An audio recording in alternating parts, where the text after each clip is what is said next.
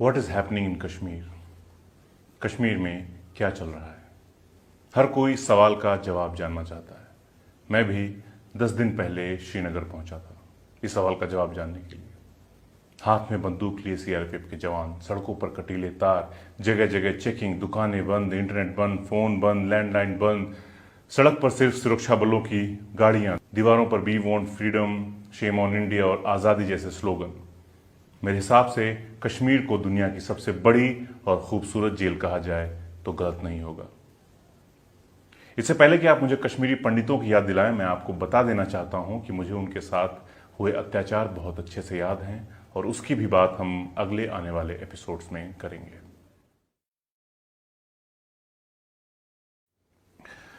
ये बिल्कुल सही बात है कि कश्मीर की जो खबरें आप लोग मेन स्ट्रीम मीडिया में देख रहे हैं उनमें से 90% झूठी हैं।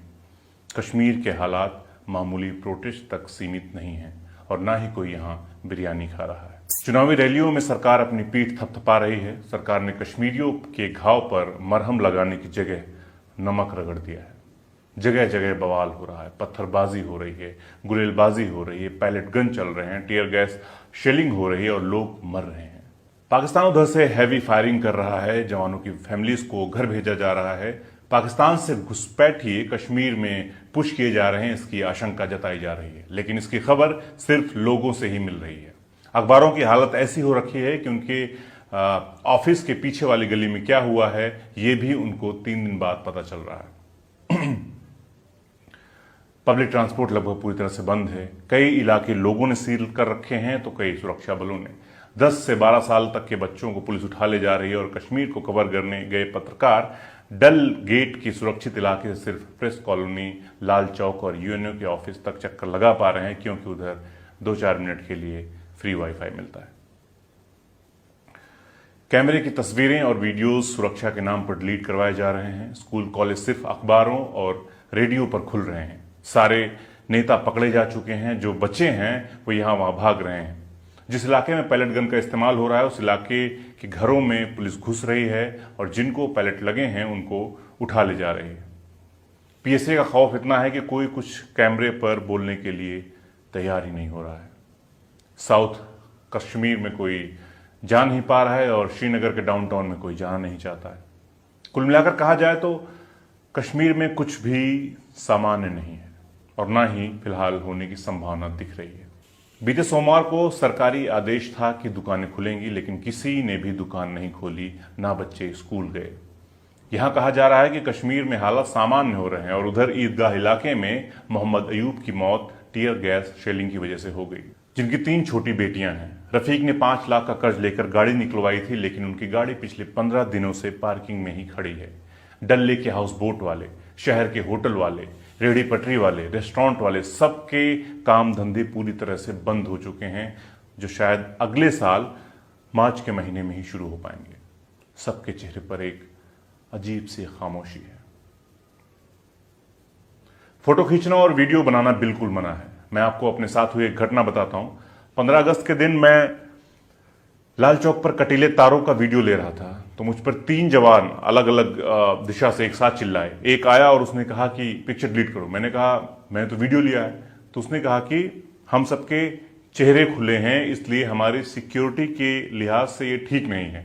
मैंने कहा शक्ल तो किसी की दिख ही नहीं रही है, लेकिन उसने वो वीडियो डिलीट करवाया और जो तस्वीरें उसके अलावा ली गई थी उनको डिलीट करने के लिए भी चिल्लाने लगा। मैंने वो डिलीट करने से मना किया तो उसने सीधा कैमरा पकड़ लिया, अजीब सी अंग्रेजी बोलने लगा। कैमरा छोड़ने को वो तैयार ही नहीं था। उसने अपने हाथों से मेरे सारे वीडियोस और फोटोज डिलीट किए, जिसमें जवाहर नगर के 4-5 व्यापारियों की बाइट्स थी, फोटोज थी, जो मैंने 15-20 किलोमीटर पैदल चलने के बाद कैप्चर की थी। मुझे बहुत खींच हुई, गुस्सा आया, बुरा लगा, लेकिन उन जवानों का इसमें कोई दोष नहीं है। वो तो सिर्फ ऑर्डर फॉलो कर रहे थे। 16 अगस्त को सौरा में मिले एक स्थानीय पत्रकार के साथ श्रीनगर के डाउनटाउन इलाके में जाने की कोशिश की, लेकिन हम पुल ही क्रॉस नहीं कर सके, क्योंकि पुल के उस तरफ वही लोग जा सकते थे जिनका घर उधर हो। 2 फौजी बाकायदा चेकिंग कर रहे थे। जिद करने वाले की गाड़ी के शीशे या हेडलाइट तोड़ने दौड़ रहे थे। इतना ही नहीं, पुल की इस तरफ से कुछ लोग छुपकर पत्थरबाजी भी कर रहे थे। पुल के दोनों तरफ अफरा तफरी का माहौल था। जवान के पास पत्थर गिरता तो वह गुलेल लेकर इधर उधर झांकता और गालियां देता। पब्लिक को भी रोकना है, पत्थरबाजों से भी निपटना है। दोनों लगातार चिल्ला रहे थे, आईडी देख रहे थे, पत्थर खा रहे थे, बगल से निकलने वाले को डंडा लेकर दौड़ा रहे थे। कितना मुश्किल होता होगा उनके लिए ये सब, लेकिन इसमें उनका कोई कसूर नहीं है, क्योंकि वे बेचारे तो सिर्फ ऑर्डर फॉलो कर रहे थे। जुकरा इलाके के एसएचओ को सस्पेंड कर दिया गया था, क्योंकि वह इलाके में आर्टिकल 370 के एब्रोगेशन के बाद उठे बवाल को काबू में नहीं कर सके थे।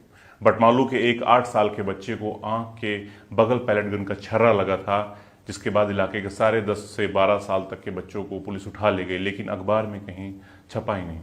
मैं बच्चे को खोजे निकला तो पता चला पुलिस भी बच्चे को खोज रही है और वो फरार है। 8 साल का बच्चा फरार है।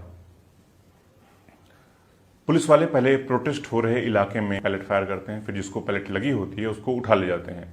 मतलब पैलेट लगी है तो वह पत्थरबाजी होगा ऐसा मान लिया जाता है। ठीक उसी तरह से जैसे हांगकांग में चल रहे प्रोटेस्ट के दौरान लोगों पर वाटर कैनन में इंक मिलाकर छोड़ा जा रहा है, एक ऐसी इंक जिसका रंग नहीं छूटता। फिर पुलिस वाले घर घर जाकर देखते हैं, जिसके शरीर पर इंक लगा होता है उनको गिरफ्तार कर लिया जाता है। वैसे इंक फेंक कर गिरफ्तार करने वाला आइडिया ज्यादा अच्छा है, कम पीड़ादायक है, सरकार को सोचना चाहिए। कश्मीर में रिपोर्टिंग के साथ समस्या ये है कि न सरकार बवाल दिखाना चाहती है और न पत्थरबाज अपनी शक्ल। इस लिहाज से श्रीनगर के ईदगाह का इलाका काफी सेंसिटिव माना जाता है। मैं बिल्कुल गलत समय पर वहां पहुंचा था। मैंने देखा 2 गलियों से पत्थरबाजी हो रही थी। मेन रोड की तरफ खड़े सीआरपीएफ वाले अपनी गाड़ी के पीछे छिपे थे, और इधर गौर करने वाली एक बात और थी कि सीआरपीएफ के जवान भी पत्थर का जवाब पत्थर से ही दे रहे थे। अब फोटो तो लेनी थी, और सीआरपीएफ वालों के साथ मेरा अनुभव अच्छा नहीं रहा था, इसलिए सोचा कि एक सुनसान गली से पीछे चला जाऊं और पत्थरबाजों की तरफ से फोटो या वीडियो बना लूं। लेकिन मैं उस गली तक पहुंच पाता इससे पहले ही पत्थरबाजों की भीड़ उधर से दौड़ती हुई मेरी तरफ आती है। कोई 10 मीटर दूर एक आंसू गैस का गोला गिरा, फिर दूसरा, फिर तीसरा।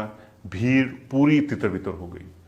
मैंने देखा तकरीबन 30-32 की उम्र के एक लड़के के सर से खून बह रहा था, और वो एक हाथ से अपना घाव ढके हुए रो रहा था और रह रहकर भागने की कोशिश कर रहा था। मैं बहुत बुरी तरह डर गया था। मैं भी एक और भागा, टकराया, गिरा और किसी तरह से वापस होटल पहुंचा। मेरे पैर में भी एक मामूली चोट आई थी। कश्मीर में क्या चल रहा था ये उस दिन मुझे महसूस हुआ था। वहां से लौटने के बाद मैंने टीवी पर देखा, हमारे होम मिनिस्टर बता रहे थे कि जो कांग्रेस 70 सालों में नहीं कर सकी वह उन्होंने कर दिया है। यकीनन वो बिल्कुल सही कह रहे थे।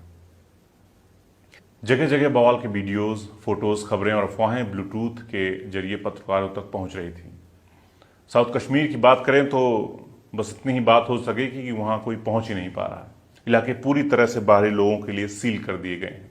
अगर कोई दूसरे रास्तों से किसी तरह पहुंच भी रहा है तो बंद दुकानों और सुनसान गलियों की ही फोटो ले पा रहा है, वो भी चुपके से। कुल मिलाकर कहा जाए तो अंदर ही अंदर सुलग रहे कश्मीर पर सरकार ने फिलहाल फौजी बूट रख दिए हैं, और चुनावी रैलियों में 370 को भुनाने की पूरी कोशिश की जा रही है। कश्मीर की बात आते ही न जाने क्यों हम भूल जाते हैं कि ये लोग हमारी तरह ही रहते हैं, चलते बोलते हैं, खाते पीते हैं और चोट लगने पर रोते भी हैं। कश्मीर अपना है तो कश्मीरी क्यों नहीं?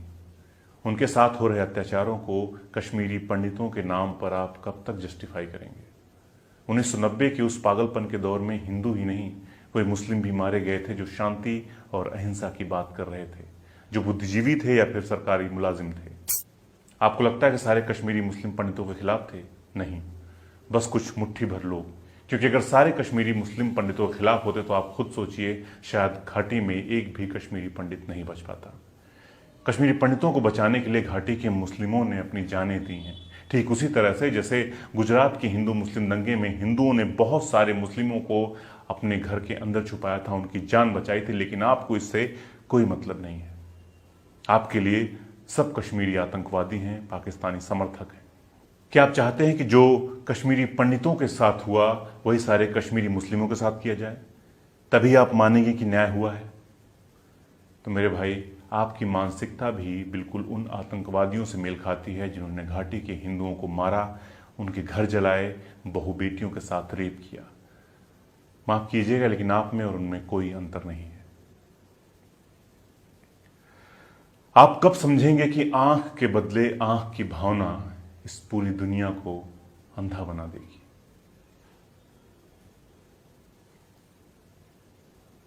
यदि तुम्हारे घर के एक कमरे में आग लगी हो तो क्या तुम दूसरे कमरे में सो सकते हो?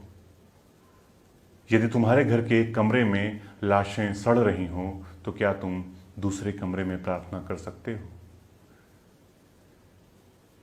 यदि हां, तो मुझे तुमसे कुछ नहीं कहना है।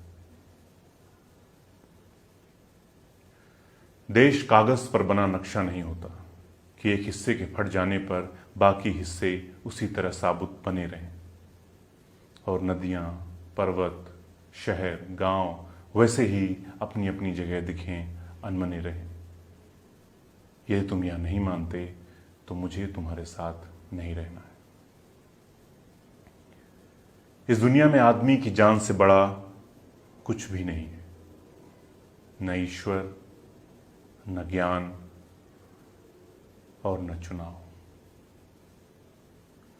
कागज पर लिखी कोई भी इबारत फाड़ी जा सकती है और जमीन की 7 परतों के भीतर गाड़ी जा सकती है।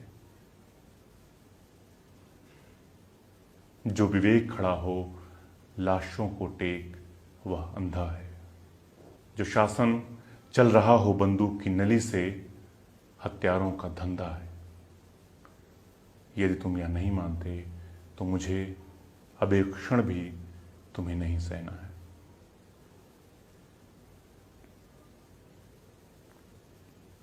याद रखो, एक बच्चे की हत्या, एक औरत की मौत, एक आदमी का गोलियों से चिथड़ा तन किसी शासन का ही नहीं, संपूर्ण राष्ट्र का है पतन। ऐसा खून बहकर धरती में जज्ब नहीं होता, बल्कि आकाश में फहराते झंडों को काला करता है। जिस धरती पर फौजी बूटों के निशान हों और उन पर लाशें गिर रही हों, वह धरती यदि तुम्हारे खून में आग बनकर नहीं दौड़ती तो समझ लो कि तुम बंजर हो चुके हो। तुम्हें यहां सांस लेने तक का नहीं है अधिकार। तुम्हारे लिए नहीं रहा अब ये संसार। आखिरी बात बिल्कुल साफ, किसी हत्यारे को कभी मत करो माफ, चाहे हो वह तुम्हारा यार, धर्म का ठेकेदार, चाहे लोकतंत्र का स्वनाम धन्य पहरेदार।